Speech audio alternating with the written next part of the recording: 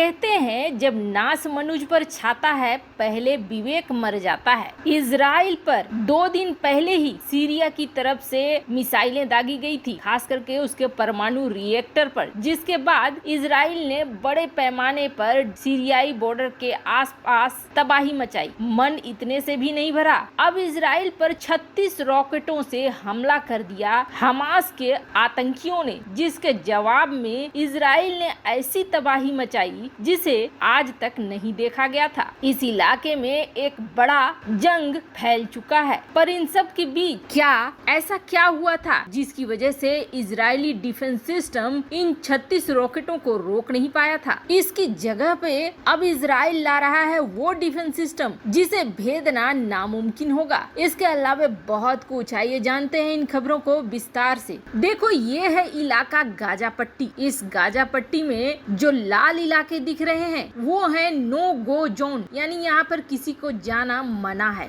और उसके बाद जो हल्के लाल रंग के ये एरिया दिख रहे हैं ये है हाई रिस्क एरिया, और ये ग्रे कलर के वो इलाके हैं जो रिफ्यूजी कैंप है। बाकी ये अर्बन एरिया, ये वो जगह है जहाँ शांति कभी भी नहीं रहती है। एक बार फिर गाजा से हमास के आतंकियों ने इजराइल पर 36 रॉकेट दाग दिए। दरअसल यरूशलेम इलाके में फैला हुआ है तनाव, और ये तनाव धीरे धीरे भड़कते भड़कते इजराइल और गाजा पट्टी के बीच बहुत ज्यादा भड़क। फलस्तीनी उग्रवादियों ने कम से कम 36 रॉकेट दाग दिए, जिसके बाद इजराइल ने भी हमास को ऐसा तबाह किया कि उसने इस तरह की तबाही कभी नहीं देखी थी। गाजा में हमास उग्रवादियों का बहुत सारा ठिकाना है, और आपको बता दें यरूशलेम में हाल के दिनों में झड़पों में बढ़ोतरी हुई है, खास करके तब से जब से रमजान का महीना शुरू हुआ है। इजराइल और फिलिस्तीन में लंबे समय से टकराव का मुख्य केंद्र रहा है यरूशलेम,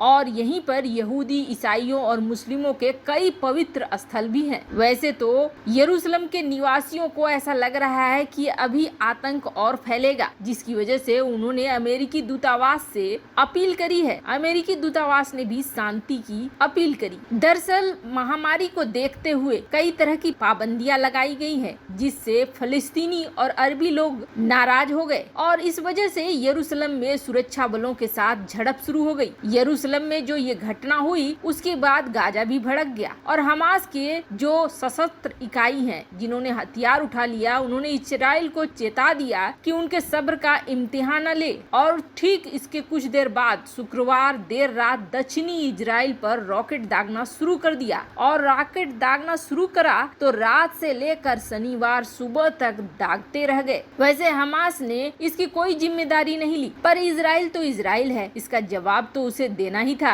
आईडीएफ ने, जो कि इजराइल की डिफेंस फोर्स है, उसने बेहद घातक तबाही मचाई। इतने मिसाइल दागे गए कि हमास ने कभी नहीं सोचा था कि उसका उत्तर इस तरीके से मिलेगा। वैसे आपको बता दें, सीरिया ने जिस तरह से इजराइल के परमाणु रिएक्टर के ऊपर मिसाइलें दागी थी, उसका गुस्सा अभी भी बरकरार है इजराइल के अंदर, और इजराइल बड़े पैमाने पर अपने एयर डिफेंस सिस्टम को सीरियाई बॉर्डर के आसपास के इलाकों में तैनात कर चुका है। सीरिया की ये मिसाइल इजराइल के top secret Shimon Peres Negev nuclear research centre के पास के इलाके में आकर गिरी, जिसकी वजह से अब ये प्रश्न उठ गया है कि चूंकि इजराइल का एयर डिफेंस सिस्टम इतना मजबूत है तो उसने इंटरसेप्ट कैसे नहीं करा। आपको बता दें, इजराइल के एंटी डिफेंस सिस्टम को दुनिया का सबसे एडवांस हथियार माना जाता है। इजरायली वायु सीमा की रखवाली में इस समय आयरन डोम, डेविंग स्लिंग, एरो मिसाइल्स और MIM-104 पेट्रियट तैनात है। इसके बावजूद ये सभी सिस्टम सीरियाई एंटी एयरक्राफ्ट मिसाइल को रोकने में नाकाम साबित हुए। यह मिसाइल इजराइल की वायु सीमा में घुसकर हवा में फट गई, जिससे इसके टुकड़े 40 किलोमीटर के इलाके में फैल गए। आपको बता दें, सीरिया ने जो फायर करा था एंटी एयरक्राफ्ट मिसाइल, जिसका नाम SA-5 था, वो जब इजराइल के एयर स्पेस में घुसा तो उसे मार गिराने के लिए IDF की तरफ से एक मिसाइल फायर की गई, लेकिन वो नाकाम रही। जिसके बाद इजराइल ने जांच बिठा दी है कि आखिर ऐसा क्या हुआ कि इजराइल डिफेंस सिस्टम को इसने कैसे भेद दिया। इजराइल अब एरो 4 पर काम कर रहा है, और जल्द ही एरो 4 को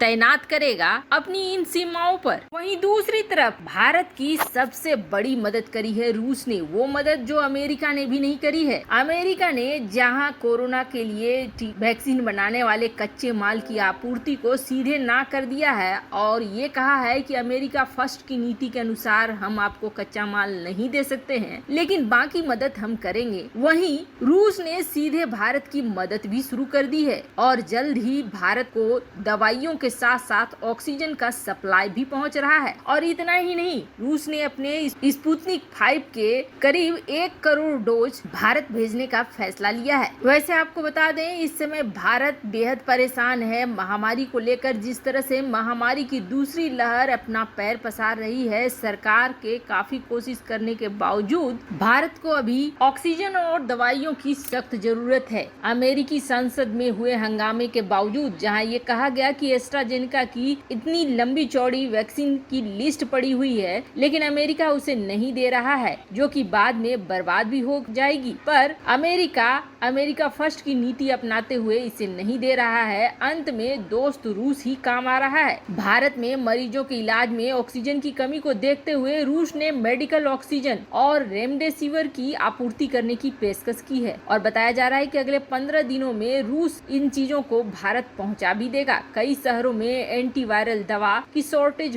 देखी जा रही है। मॉस्को ने कहा है कि वह एक सप्ताह में 3 से 4 लाख इंजेक्शन की आपूर्ति कर सकता है, जिसे और भी बढ़ा सकता है। जल्द ही जहाजों के जरिए भारत ऑक्सीजन भेजना शुरू कर देगा रूस। वैसे रूस के अलावे इजराइल ने भी भारत के साथ खड़े होने की बात कही है। वहीं ब्रिटेन की तरफ से भी कुछ मदद आने की बात कही जा रही है और भारत ही नहीं, अब पाकिस्तान में भी कहर बनकर छा रहा है ये महामारी। कल तक जो पाकिस्तान भारत को मदद ऑफर करने की कोशिश कर रहा था, अब खुद अपने ही देश में बुरी तरीके से फंस रहा है। पाकिस्तान के प्रधानमंत्री इमरान खान ने मामलों को बढ़ते देख पाकिस्तानी सेना से कोविड का प्रोटोकॉल पालन कराने के लिए मदद मांगी है। उन्होंने सेना को उतार दी है। जहां जहां फोर्स की जरूरत हो वहां वहां पाकिस्तानी सेना की तैनाती की जाए, ऐसा आदेश इमरान खान ने दे दिया है। यहाँ तक कि अब इमरान खान को डर लग रहा है कि कहीं लॉकडाउन न लगाना पड़े, क्योंकि इमरान खान को ऐसा लगता है कि लॉकडाउन लगाने से सबसे ज्यादा नुकसान होगा। और वो भी ये मान रहे हैं कि लॉकडाउन लगाने के लिए काफी लोग कह रहे हैं, लेकिन मैं ऐसा नहीं कर सकता हूँ, क्योंकि